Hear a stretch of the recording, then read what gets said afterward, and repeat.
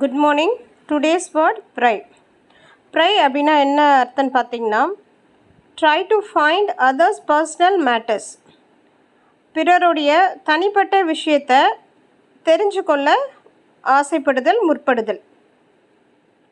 For example, do you know about Pooja's breakup with Sean? Yes, I know, but I don't like to pry into her personal matters. எனக்கு தெரியும், ஆனால் அவளுடைய தனிப்பட்ட விஷயத்தை தெரிஞ்சு கொள்ள இல்லை கேட்க நான் விரும்பலை. Second example, I am sick of your family members prying about our personal affairs. உங்கள் ஃபேமிலி மெம்பர்ஸை நினச்சாலே எனக்கு வெறுப்பாக வருது. நம்மளுடைய தனிப்பட்ட விஷயத்தை தெரிஞ்சுக்கிறதுல ரொம்ப ஆவல் காமிக்கிறாங்க, தேவையில்லாமல் தெரிஞ்சுக்க விரும்புகிறாங்க. இதில் செகண்ட் எக்ஸாம்பிளில் சிக் ஆஃப் அப்படின்ற ஒரு word பயன்படுத்தியிருப்பேன்.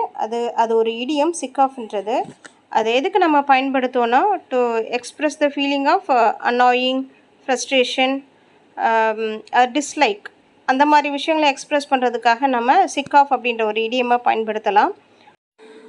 For example, I am sick of him lamenting about his unsuccessful love or love failure. Unsuccessful லவ்வை நம்ம லவ் ஃபெயிலியருக்கு பதிலாக பயன்படுத்தலாம் அந்த வார்த்தையை. இல்லை ப்ரோக்கன் லவ் அந்த மாதிரி கூட சொல்லலாம்.